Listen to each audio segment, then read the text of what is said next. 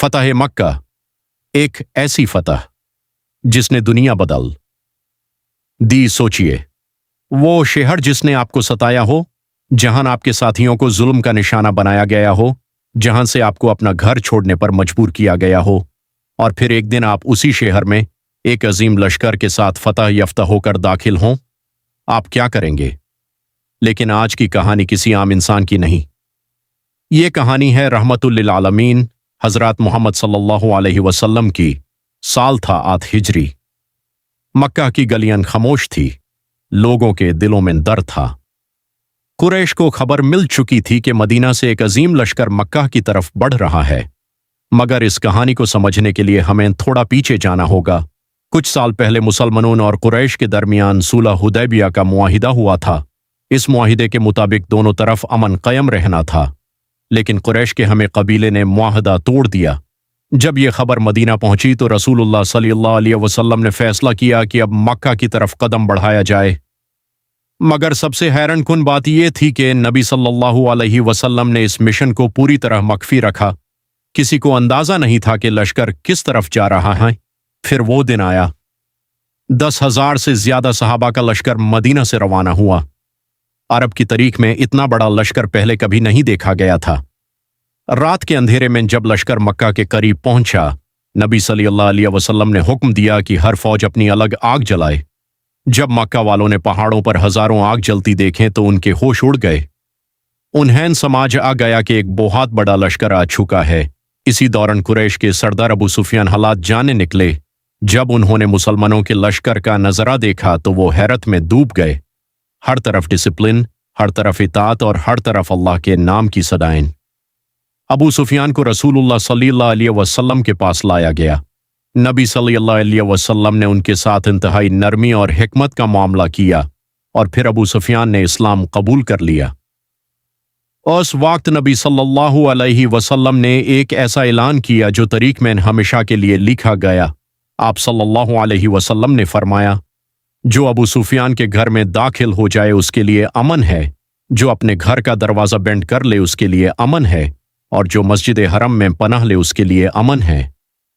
سوچئے، ایک فتح ہونے والی ہے، مگر نہ بڑھلے کی بات، نہ انتقام کی بات، صرف امن کی بات۔ صبح کا وقت ہوا، 10,000 کا لشکر مکہ میں داخل ہونے لگا۔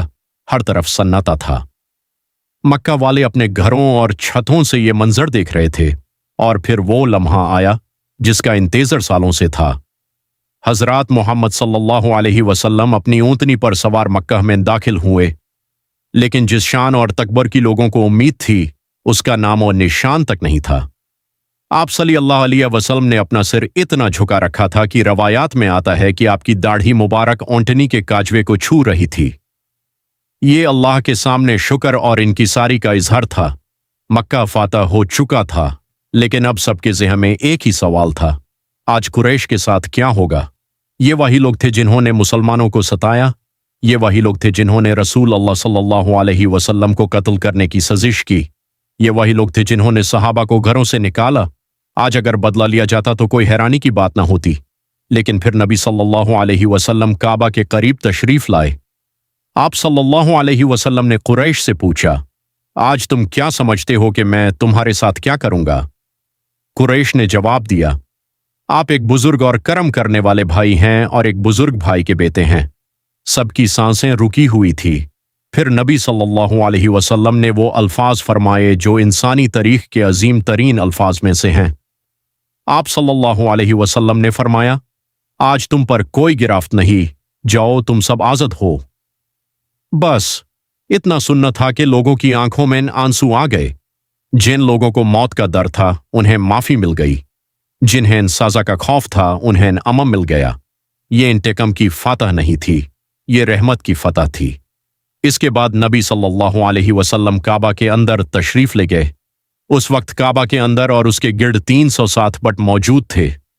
آپ صلی اللہ علیہ وسلم اپنی لاٹھی سے ان بٹوں کی طرف اشارہ کرتے اور قرآن کی آیت پڑھتے، وہ قل جاء الحق وزہق الباطل، حقیقت آ گیا اور باطل مٹ گیا۔ ایک ایک کر کے بٹ گرتے گئے اور توحید کا پرچم بلند ہوتا گیا۔ اس دن مکہ میں شرک کی صدیوں پرانی نشانیاں ٹوٹ گئیں اور اللہ کی وحدانیت کا پیغام گونج اٹھا۔ فتح مکہ صرف ایک شہر کی فتح نہیں تھی، یہ دلوں کی فتح تھی، یہ اخلاق کی فتح تھی، یہ معافی کی فتح تھی۔ آج بھی جب دنیا طاقت حاصل کرتی ہے تو اکثر بدلہ لیتی ہے، لیکن حضرت محمد صلی اللہ علیہ وسلم نے ہمیں سکھایا کہ اصلی طاقت معاف کرنے میں ہے۔ اصلی کامیابی دشمن کو مٹا دینے میں نہیں، بلکہ اس کے دل کو جیت لینے میں ہے، اور اسی لیے فتح مکہ کو تاریخ کی سب سے عظیم اور پرامن فتحوں میں شمار کیا جاتا ہے۔